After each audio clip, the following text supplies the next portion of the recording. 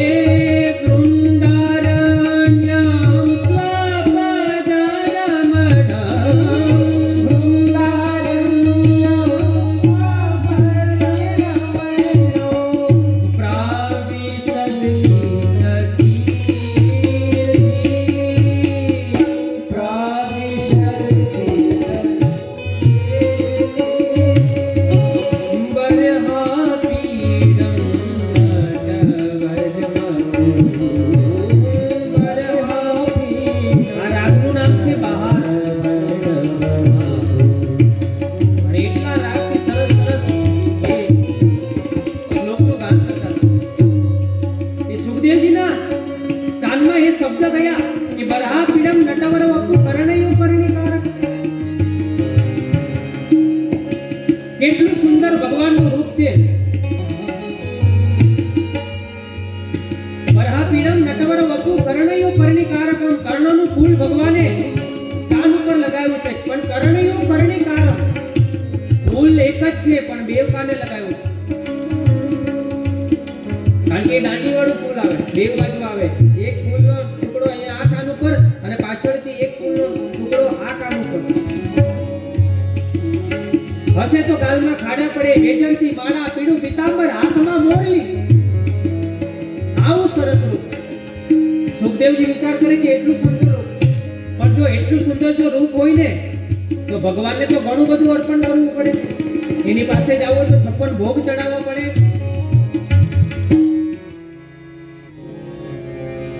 એમને કાંઈ અર્પણ કરવું પડે. આશા કે મારી પાસે તો કાંઈ છે નહીં, હું તો પોતડી નાની પહેરું છું, મારે ભગવાનને શું અર્પણ કરવું? આવા ભગવાન પાસે ન જવાય.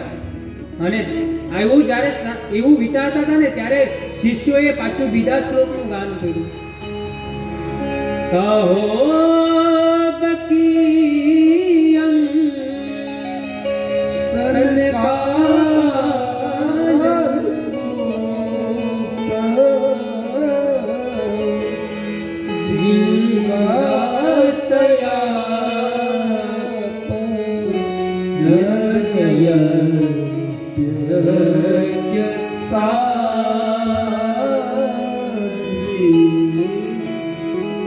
લેવે ગતિમ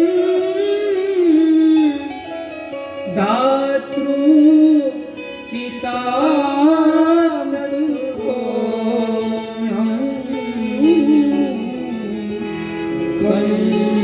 કંદારયાનો શરણમ વ્રજે. બીજા શ્લોકનું આ શબ્દ કાન ઉપર ગયા. અહો બકીયમ સ્તનકાલ કૂટમ જિંદા ગયા હર યજ્ઞ સાધુ. લેભે ગતિમ ધાતૃ ચિતાત કન્યમ કંબા દયાલુ શરણમ ભજે. હા આ શ્લોકનો અર્થ થાય કે પેલી પૂતના પોતાના સ્તન ઉપર ઝેર લગાવીને કનૈયાને પીવડાવવા માટે આવી હતી. અહો બકિયમ સ્તનકાલ પૂતમ જિંદાસયા પારયજ્ઞ સાધ્વી. એ પૂતના સ્તન ઉપર ઝેર લગાવીને ભગવાનની પાસે આવી. પણ એને પણ એ ઝેર લઈને આવી હતી, ભગવાનને મારવા માટે આવી હતી. પણ જ્યારે એને ગતિ આપી ત્યારે કેવી આપી? લેવે ગતિ દાતૃ ચિતાંત તો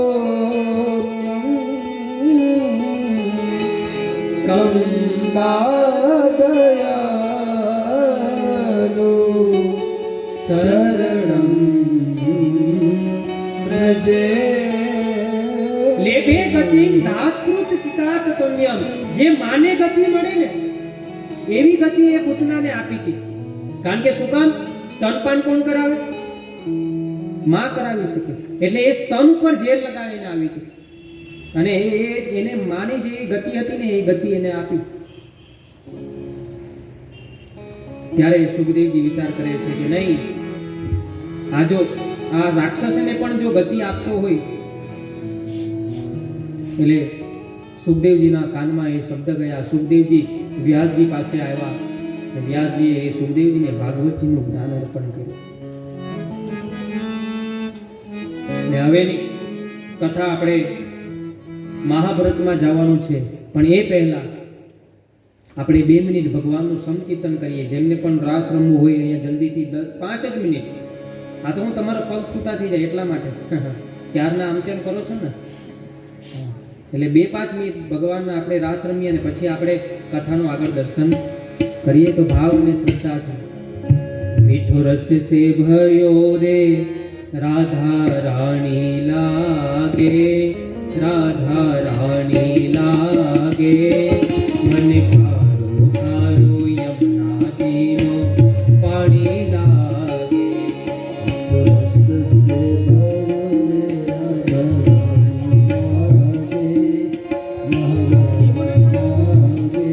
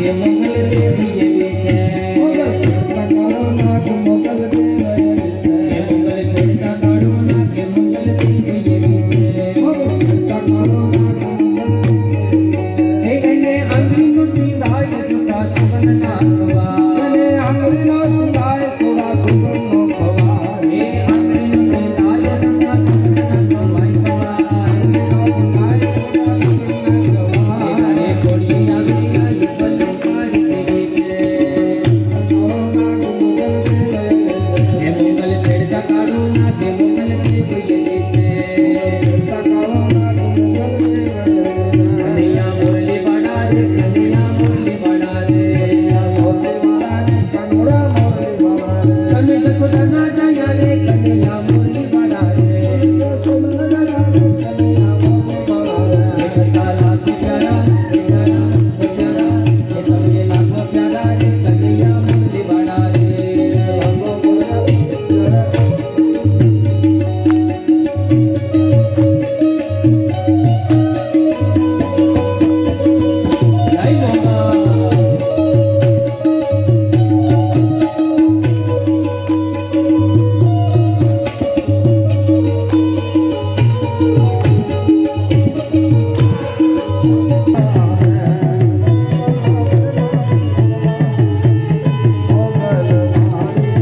એ ભવા જોડે માના ભવા જોડે માના ભવા જોડે મારી ચોટીલા વાડી ના ભવા જોડે મારી બગુડા વાડી ના ભવા જોડે મારી મોગલ માના ભવા જોડે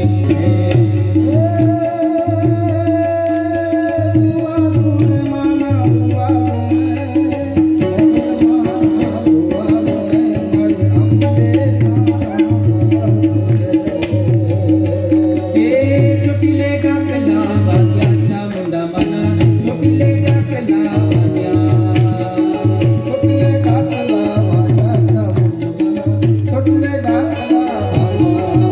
એ ડાક ડમરું ને માડી હરદમ વાગે ડાક ડમરું ને માડી હો ડાક ડમરું ને માડી હરદમ વાગે ડુંગરા ઢોલવા લાગ્યા ચામુંડા માના ચોટીલે ડાકલા વાગ્યા વાગ્યા વાગ્યા વાગ્યા ચોટીલે ડાકલા વાગ્યા ચામુંડા માના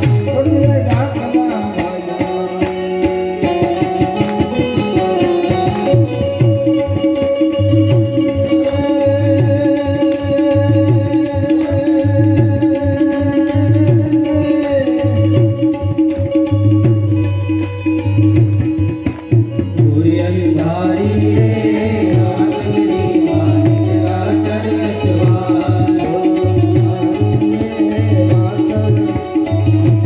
सरस्वार ए पहले घोड़े रे कौन चढ़े मां कनकानो यशमान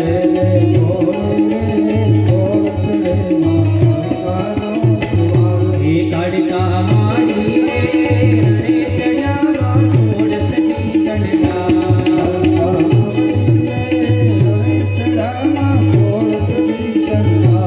रमजो रमजो रे मेलडियो तमे रमजो सारी रात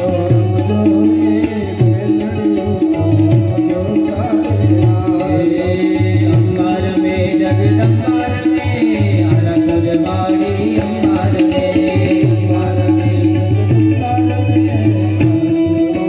हे अंबार में जगदंबार में अरसर बाड़ी अंबार में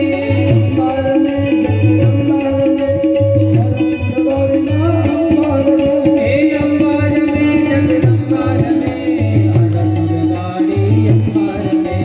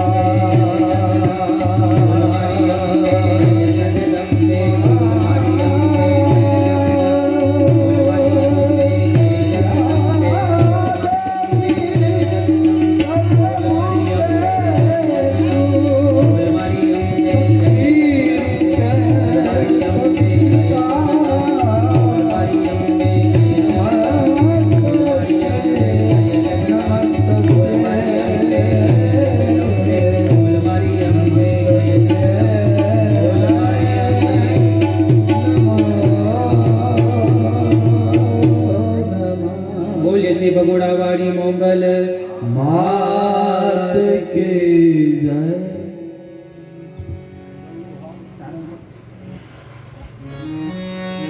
બધા શાંતિથી બેસી જાઓ. ઉતરી ગયો ને થાક?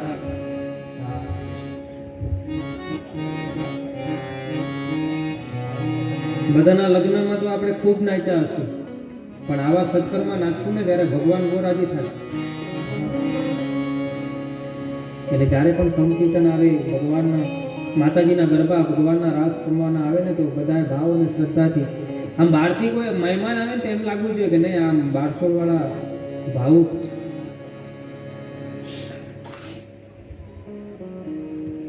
તો આપણે અત્યારે મહાભારતની કથામાં જવાનું છે.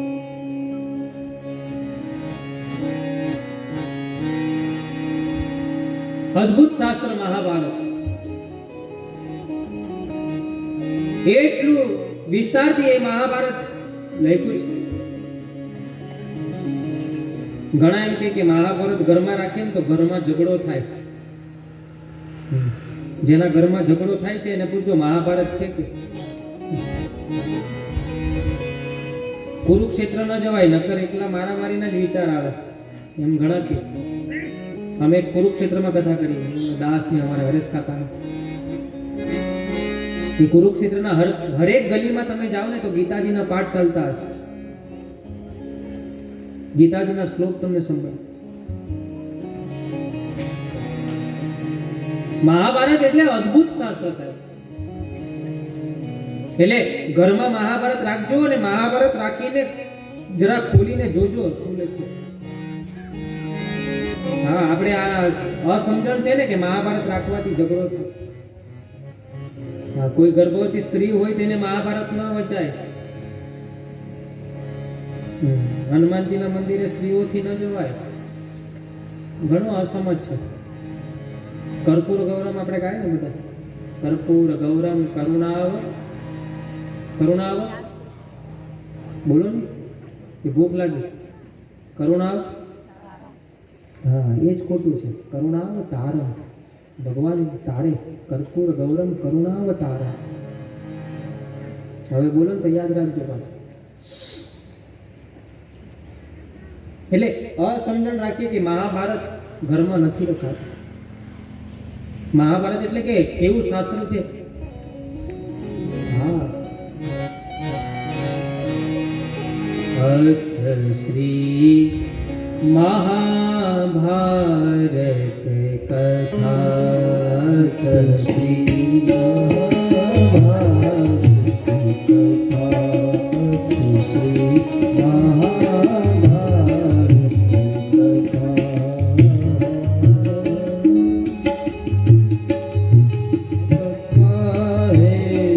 પુરુષાર્થ કે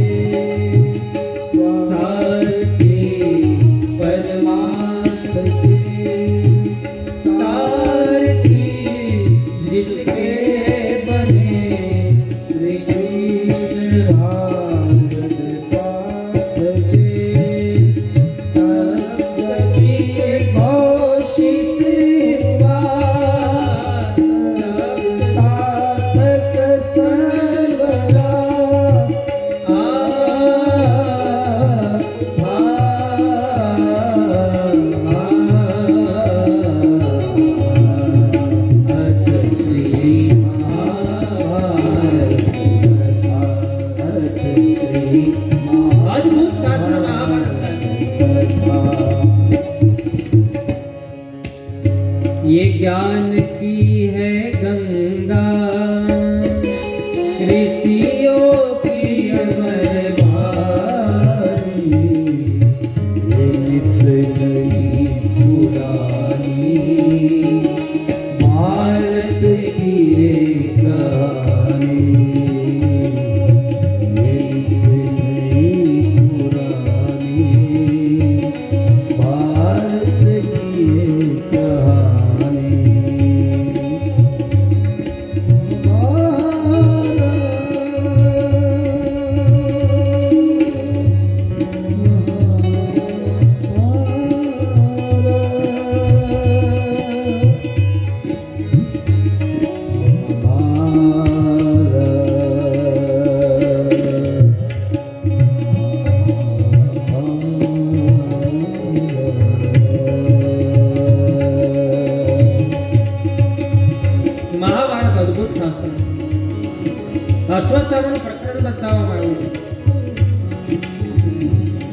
મહાભારતનું યુદ્ધ ચાલતું હતું.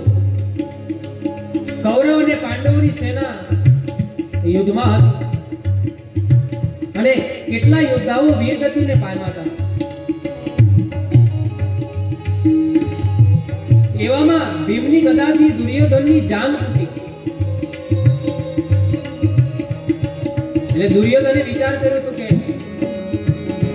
કે પાંડવોને મારવા છે, પણ પાંડવોને કેવી રીતના મારી શકે? કારણ કે પાંડવોની સાથે ભગવાન સ્વયં કૃષ્ણ હતા.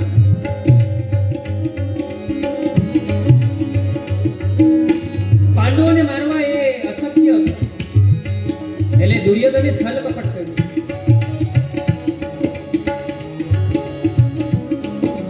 દુર્યોધને અસ્વસ્થતામાં એના મિત્રને કહ્યું કે મારી જાન તૂટી અને તું જોવે છે, મારી દે પાંડવોને. પણ અસ્વસ્થતામાંને પણ ખબર હતી કે પાંડવોને મારવા અશક્ય હતું. ભગવાન સ્વયં કૃષ્ણ છે. પણ મિત્રએ કહ્યું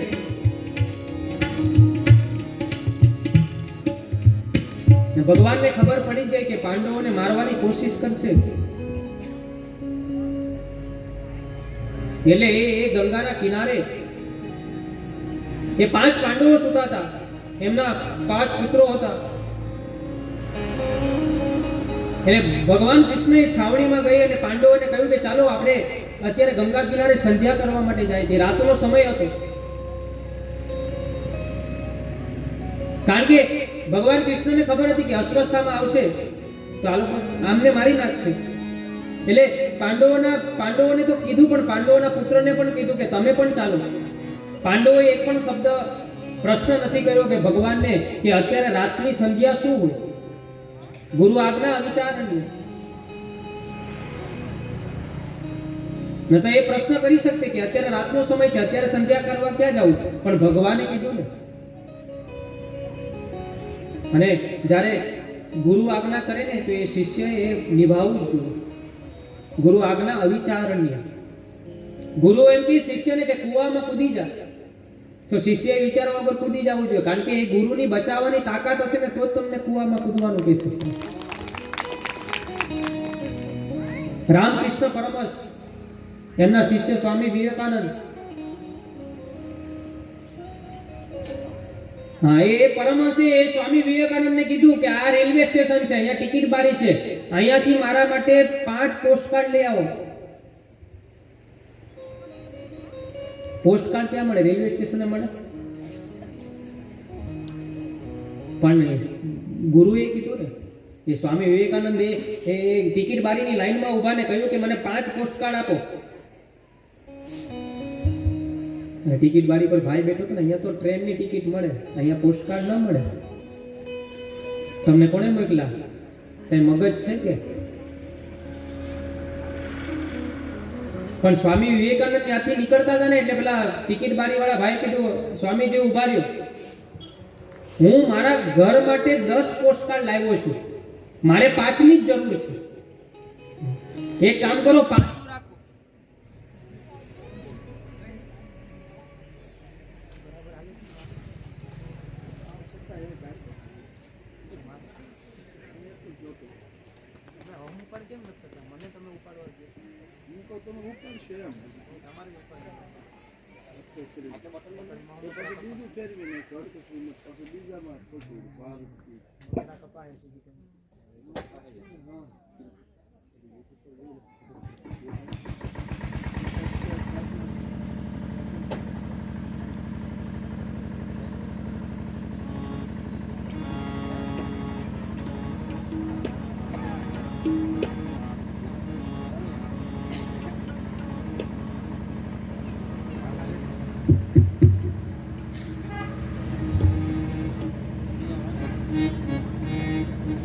એટલે એ ટિકિટ બારી વાળો કહે છે કે મારા માટે 10 પોસ્ટકાર્ડ હું લાવ્યો તો 5ની જ મારે જરૂર છે, 5 હું તમને આપી દઉં.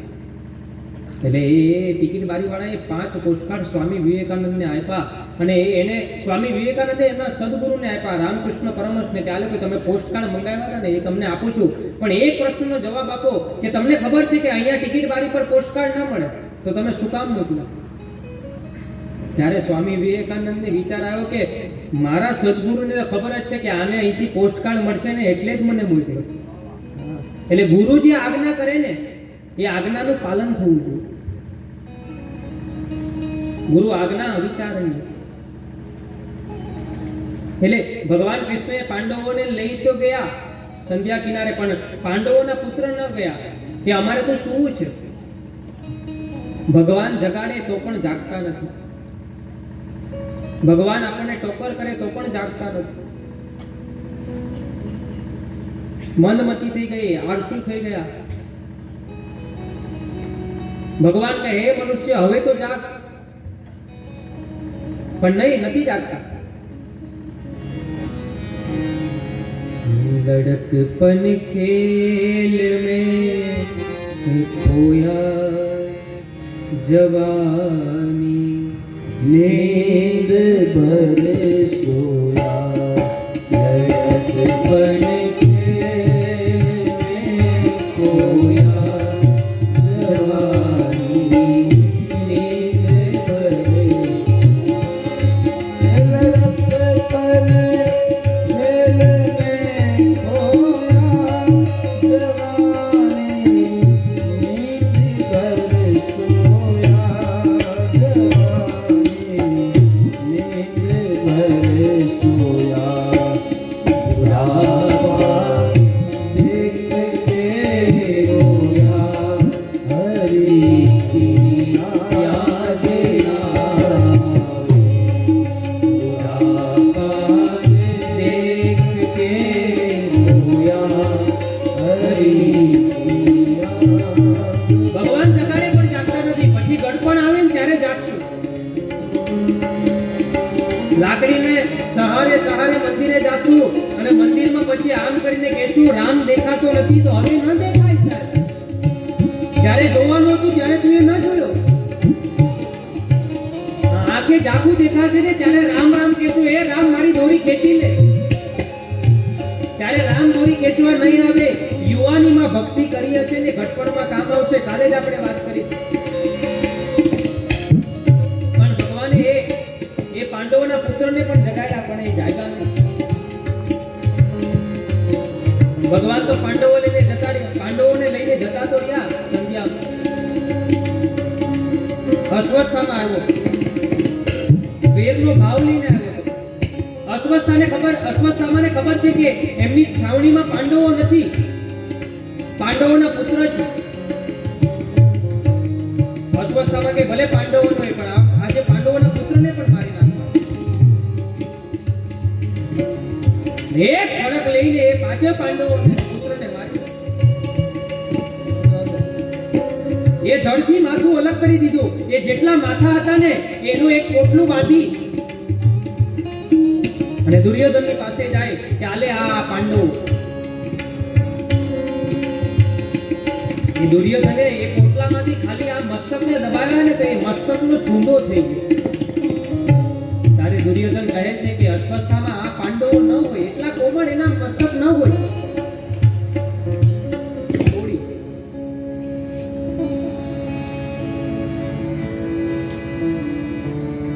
અસ્વસ્થામાં તું એ શું કર્યું? અને જેવું પોટલું છોડ્યું ને તો જોયું ને તો પાંડવોના પુત્ર હતા. દુર્યોધનને દયા આવે કે એ અસ્વસ્થામાં તું તો ક્રૂર પાપ કર્યું છે. આ દીકરાએ આપણું શું બગાડ્યું? આપણને તો પાંડવોના જે 5 પાંડવો હતા એના મસ્તક જોતા હતા, આપણને એના પુત્રોને મારવાની જરૂર નથી.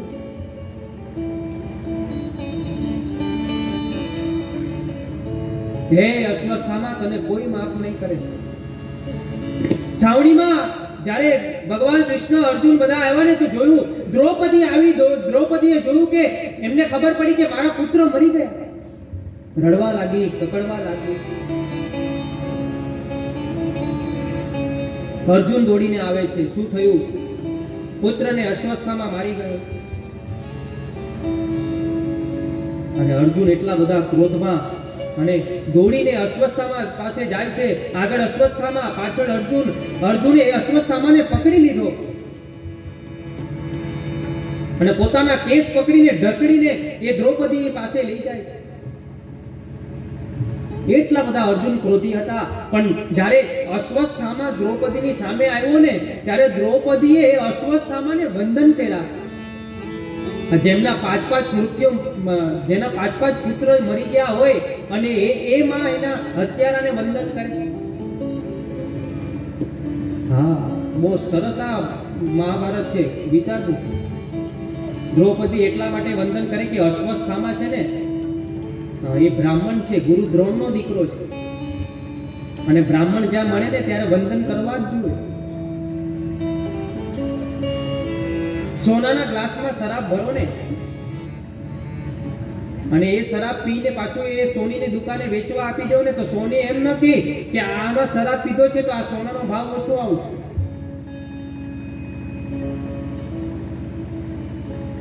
જ્યારે પણ ભૂદેવ મળે, બ્રાહ્મણ મળે ને તો એને વંદન કરવા જોઈએ. દ્રૌપદીના 5 દીકરા મરી ગયા તો પણ અશ્વસ્થામાને વંદન કરે. આપણા ગામડામાં હજી પણ સારું છે કે બ્રાહ્મણો જાય ને તો એને વંદન કરે, જય શ્રી કૃષ્ણ કહે, જય પરમાત્મા કહે, હરિઓમ કહે, જે પણ આપણની ઈચ્છા જાગે એ બધું કહે. હા, અમુક ગામમાં જાય ને તો બ્રાહ્મણ આવે તો મોઢું ચડાવીને બેસે, જાણે કેમ બ્રાહ્મણ એનું ધન લૂંટી ગયું. બ્રાહ્મણની મસ્કરી નથી થતી. એ અર્જુન એટલો બધો ક્રોધી હતો, અશ્વસ્થામાને મારવો છે પણ મારવો કેવી રીતના? દ્રૌપદી બૂમ પાડે છે કે એને છોડી દો. મુચ્ચિતામ મુચ્ચિતામ, બ્રાહ્મણો નિતરા ગુરુ. દ્રૌપદી કહે છે કે એને છોડી દો, એ બ્રાહ્મણનો દીકરો છે. ગુરુ દ્રોણ હાજર નથી, એને માનો એકનો એક દીકરો છે. બ્રાહ્મણને ન મરાય. અર્જુન ભગવાનની સામે જુએ છે કે એને શું કરવું. ત્યારે ભગવાન બ્રાહ્મણોને મારવા માટે રસ્તો બતાવે છે, પણ એ રસ્તો અમારે તમને નથી બતાવવો બ્રાહ્મણોને મારવા માટે. હા, એ બતાવી દો. બ્રાહ્મણોને મારવા માટે રસ્તો બતાવ્યો છે. તમે તો ઘરના જ છો, બારસોલનો. હું બારસોલનો જ છું. મારા જગુભાઈ રાશન કાર્ડમાં જોયું મારું નામ હશે. એટલે અહીંયા તો કઈ ચિંતા જેવું છે જ નહીં. તો બ્રાહ્મણને મારવા માટે રસ્તો છે કે બ્રાહ્મણને તમારે માનવું જ હોય ને, એની પાસે જે દક્ષિણા હોય ને એ તમે લઈ લો ને તો બ્રાહ્મણ મરી ગયેલો સમાન છે. બ્રાહ્મણને જાહેરમાં તમે અપમાન કરો ને એ બ્રાહ્મણ મરી ગયેલો સમાન છે. પણ જાહેરમાં અપમાન ક્યારે થાય કે એને કઈ દોષ કર્યો હોય તો. આપણે તો હાલતા ચાલતા આપણે બ્રાહ્મણનો દોષ કરીએ. લગ્ન કરવા માટે આવ્યા તો બ્રાહ્મણ જ કે તને આવડી નહીં, તને કોને મોકલી આપ્યો. ખાલી પેલી ગીતર ગાવાવાળી બેન હોય ને તેને જ વિધિ આવડે, આપણને તો ક્યાં આવડે છે. એ લોકો પાસે જ કરાવી દેવાય. ગામ બદલે એટલે રિવાજ બદલે. રિવાજ બદલે ને બ્રાહ્મણ એ પ્રમાણે કરતું હોય, પણ આપણને એવું લાગે બ્રાહ્મણને આવડતું નથી.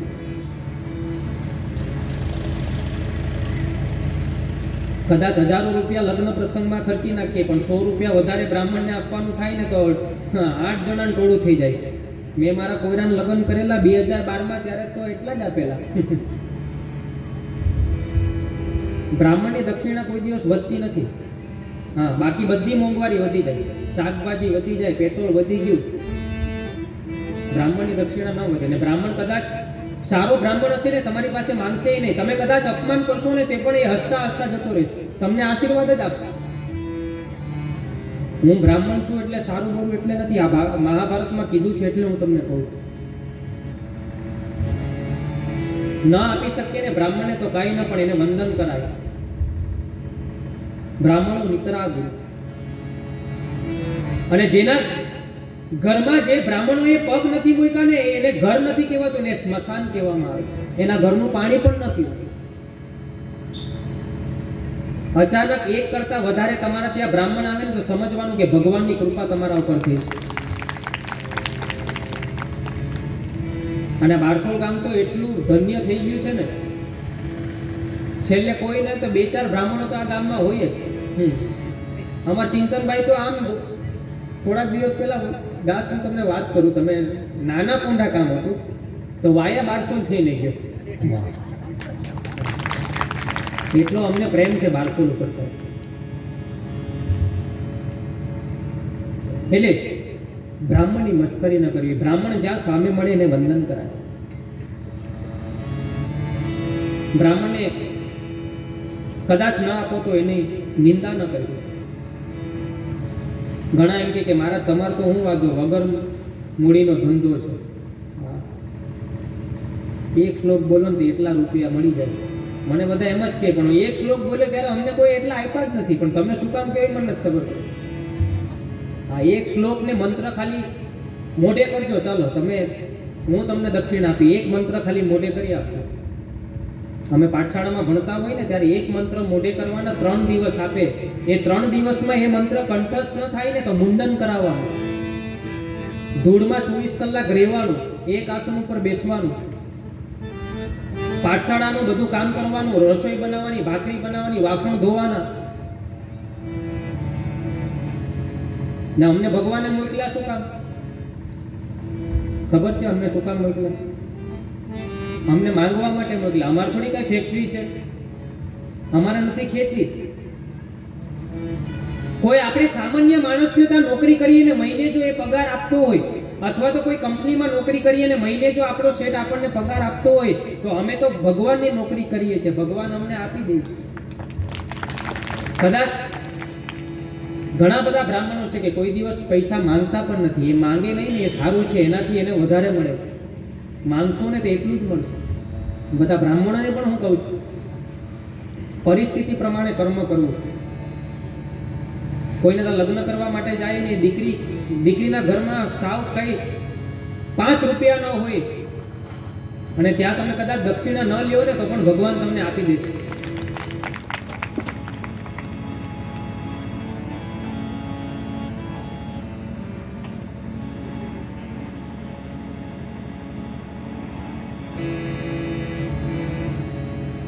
એટલે બ્રાહ્મણો વિતરાગ. એ દ્રૌપદી કહે છે કે એને છોડી દો. ભગવાન કૃષ્ણ એ રસ્તો બતાવે કે તું બ્રાહ્મણને મારવું હોય તો આપણે રસ્તો બતાવી. એની જે શિખા હોય ને એ કાપી નાખો એટલે બ્રાહ્મણ મરી ગયેલો છે. વપનમ દ્રવિણાદાનમ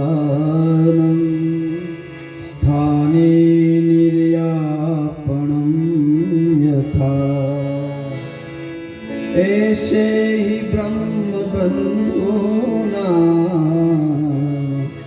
વધો નાન્યોસ્તિ દેકમ. મનો દ્રવિણા દાનમ, જે દાન હોય ને, જે દક્ષિણા હોય એ લઈ લે. શિખા કાપી નાખો અને એને જાહેરમાં અપમાન કરીને કાઢી મૂકો. એ મરી ગયેલો સમાન છે. આ 3 રસ્તા અર્જુને અપનાવ્યા અને એના મસ્તકમાં એક મણી હતો ને એ પણ અર્જુને લઈ લીધો અને ધક્કો મારીને અશ્વસ્થામાને કાઢી મૂક્યો. પણ અશ્વસ્થામાએ છે ને એ વેર સાચવી રાખ્યો કે મારું જાહેરમાં અપમાન કર્યું તો મારી શિખાને કપાવી નાખી દીધી. અમુક છે ને વેર છે ને સાચવી રાખે. હા, અમુક ઘણા મેં એવા લોકો જોયા છે કે 2-5 વર્ષ પહેલા ઝઘડો થયો હોય ને તો તેના હૃદયમાં વાત હોય કે પેલો ફલાણો ભાઈ મને આમ કહી ગયો હતો. હા, અસ્વસ્થતામાં એ વેર રાખ્યો. કારણ કે શું કામ? લીંબોડી છે. લીંબોડીમાં ખબર પડે? લીંબોડી થાય ને આપણે લીમડાની એટલે પીળા કલરની લીંબોડી. આખા વર્ષ સુધી એ મધમાં બોડી રાખો અને વર્ષ પછી એ લીંબોડીને કાઢજો. ઘડી થાય ન થાય એ કડવી જ રહે. એમ ઘણા બધા લીંબોડી છે હાલતા ચાલતા. જે બાપ કોઈ પૈસા માટે એની દીકરીને વેચી નાખે ને, સમજવાનું કે લીંબોડી છે. આપણને મળે ને મોઢું ચડાવે ને સમજવાનું કે હાલતું ચાલતું લીંબોડી છે. જેને વારે વારે વાતો વાતમાં ગુસ્સો આવે ને તો શું સમજવાનું? આ લોકોને ભૂખ લાગે બોલતા નથી. એટલું કોઈ દીકરા દીકરીનો ગોઠવતા હોય અને સારું પાત્ર હોય એમાં જો હાડકા નાખીએ કે આનો નથી થવા દેવો, એ કેવો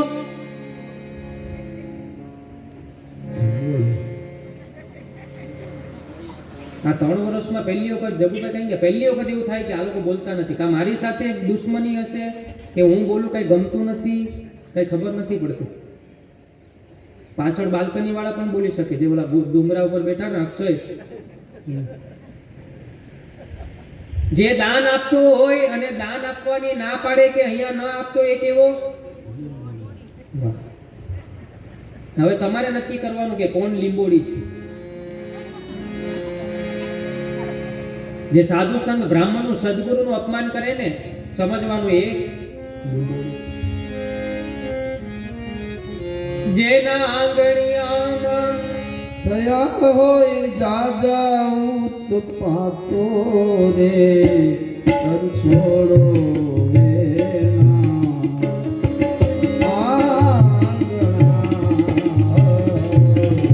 જ્યાં આપણને આવકાર ન મળે ને એ આંગણામાં કોઈ દિવસ ન જવું, ભલે કરોડપતિ હોય. પંચમા પક્ષે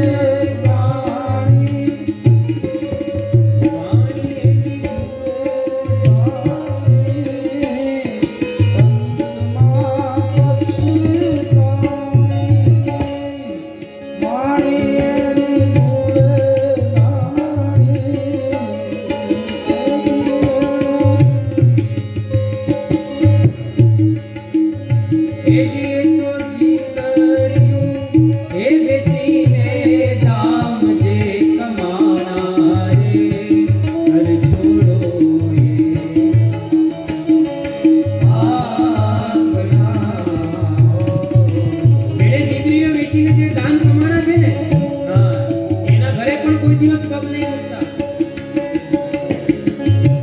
આ મોટા મોટા બંગલા બનાવે, આ અબજો રૂપિયાનો બંગલો બનાવે, પણ બહારનો બંધ હોય. કારણ કે ગમે નહીં કોઈ આવે તો.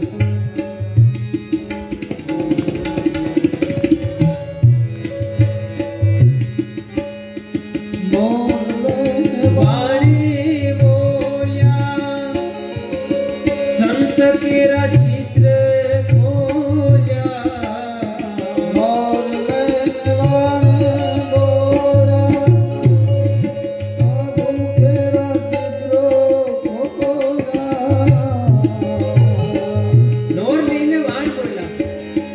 વાહનમાં જાતા હોય ને,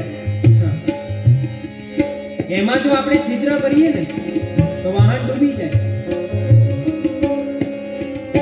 ઘણા લોકો એવા હોય કે કોઈ દીકરા દીકરીનું થાતું હોય ને તો પીન મારે. આપણા જ ગામમાં કોઈ દીકરી રહેતી હોય અને બીજા ગામમાંથી દીકરાનું વૈસાળ થવાનું હોય ને તો બાજુવાળાનું વધારે પેટમાં દુખે. એ ત્યાં પીન મારે કે અહીંયા નહીં પડતો, આ તો ફલાણો છે ફલાણો છે. તો સમજવાનું કે એ લીંબોડી. આ ગામની વાત નથી કરતો, બારસોની કોઈ વાત નથી કરતો સાહેબ, બીજા ગામની વાત.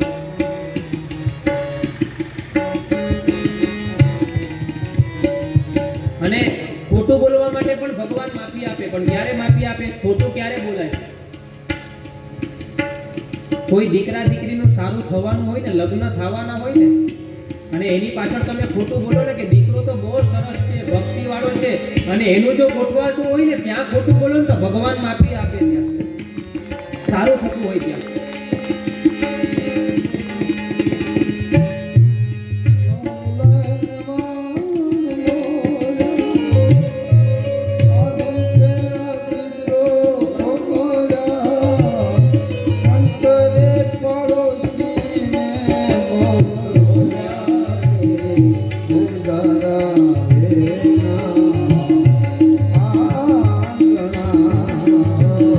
પાડોશીને બહુ રોડિયા છે. પાડોશી એટલે આપણી આજુબાજુ રહેતો હોય ને, ડોશી અને પાડોશી એનું બહુ નક્કી નહીં. આપણે ત્યાં કોણ આવે, કેટલા વાગે આવ્યો, એ પાડોશીને વધારે ખબર હોય. પણ એ જોવાનું કે આજુબાજુ જો પાડોશીમાં જામતું ન હોય, અથવા તો પાડોશીને આપણે રોજ હેરાન કરતા હોઈએ, અથવા તો પાડોશી આપણને રોજ હેરાન કરતો હોય તો એ કેવો લીંબોડી. એટલે અસ્વસ્થામાં એ આ વેરને સાચવી રાખે. કોઈ જગ્યાએ આવું બને ને તો તમે મનમાં રાખજો લીંબોડી, એમ નહીં કહેતા જતીનભાઈએ કીધું. તમારે જ મનમાં સમજી જવાનું કે આ લીંબોડી આવ્યો, એનું નામ જ પાડી દેવાનું લીંબોડી.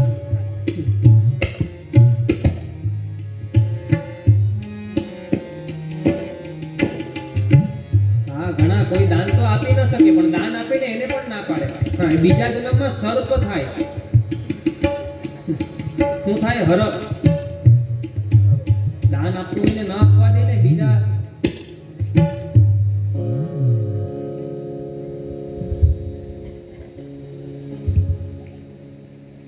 એક પંખાનું દાન આપે ને ત્રણેય પાકડા પર હાથ પેઢીના નામ લખાવે.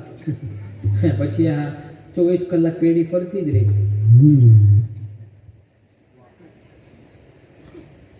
એ કેવું લીંબોડી બહુ ચાલ્યું ભાઈ. લીંબોડી આપણે આગળ વધીએ. એ અસ્વસ્થતામાં એ ઝેરને સાચવું. એને નક્કી કર્યું હતું કે મને મારું અપમાન કર્યું છે, મારી શિખા કપાવી નાખી છે, મણી લઈ લીધો છે. એટલે અસ્વસ્થતામાં એ નક્કી કર્યું કે હવે શું કરવું. અને વેરને જે સાચવે ને એને ખબર હતી કે પાંડવોની એક જ નિશાની હતી, ઉત્તરાના ગર્ભમાં.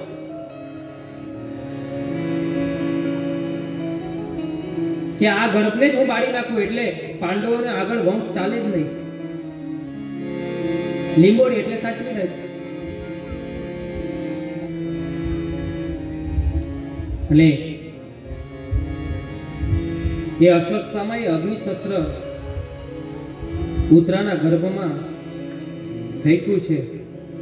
એ ગર્ભ બળવા લાગ્યો, ઉત્તરા રડવા લાગી. અને ઉત્તરાને ખબર પડી ગઈ કે હવે જો આમાંથી જો કોઈ બચાવી શકે ને એ કાનૂન જ બચાવી શકે, બીજા કોઈની તાકાત નથી. અને ભગવાનને ઉત્તરાએ પોકાર કર્યો. પાય પાય મહાયોગી દેવ દેવ જગતપતે નાન્યં પદં ભયં પ્રસ્યે યત્ર મૃત્યુ પરસ્પર. પાહી પાહી મહાયોગી.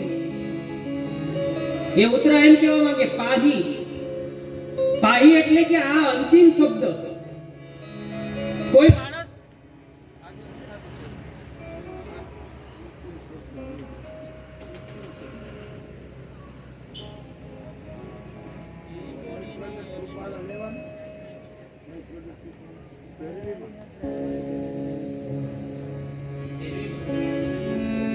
પાહી પાહી મહાયોગની. કોઈ માણસ નદીમાં કદાચ ડૂબતો હોય ને અને બચાવવાની કોશિશ કરે, આજુબાજુ કઈ ન હોય ને, ત્યારે એના મોઢામાંથી જે શબ્દ નીકળે ને છેલ્લો, એનું નામ છે પાહી. ઉત્તરા કહે છે કે ભગવાન તમે તો દયાળુ છો, તમારે રક્ષા કરવી જોઈએ. અને એ ઉત્તરાની પ્રાર્થના સાંભળી અને ભગવાન આવે છે. અને ભગવાન છે ને એ ઉત્તરાના ગર્ભમાં જાય છે. આ પહેલું કારણ એ છે.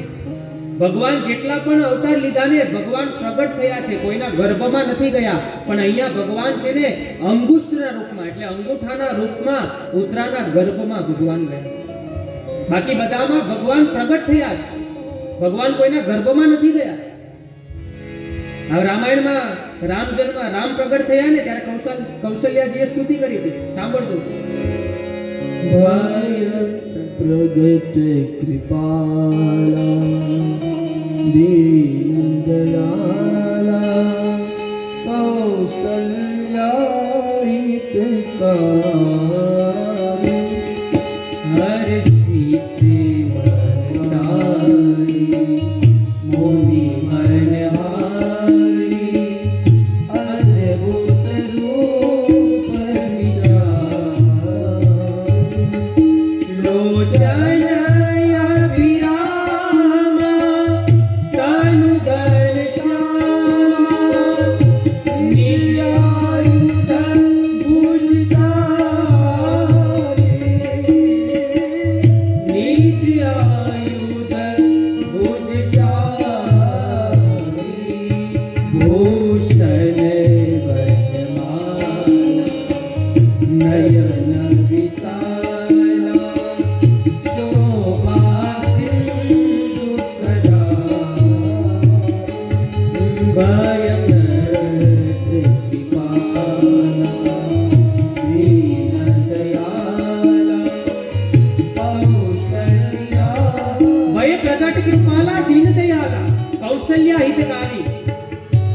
ભૂષણ વનમાલા નયન વિશાલા શોભા સિંધુ કરારી. આ ભગવાન પ્રગટ થયા હતા, શંખ ચક્ર પદ્મ ધારણ, મોટી મોટી આંખો. પણ અહીંયા ભગવાને ક્રાંતિ કરી અંકુશના રૂપમાં. એ ભગવાન ઉત્તરાના ગર્ભમાં ગયા. બાકી બીજા કોઈ અવતારમાં ભગવાન છે ને એ ગર્ભમાં નથી ગયા, અને ઉત્તરાના ગર્ભમાં જઈ અને એ ગર્ભની રક્ષા કરી. અને એમાં જ પરીક્ષિત આવ્યા. જ્યારે ભગવાન સ્વયં આપણી રક્ષા કરે ને, કદાચ દુનિયામાં બધાએ હાથ છોડી દીધો હોય ને, પણ ઉપરવાળાએ જ્યારે હાથ પકડ્યો હોય ને, તો આપણો વાળ પણ કોઈ વાળતું કરી શકતું નથી.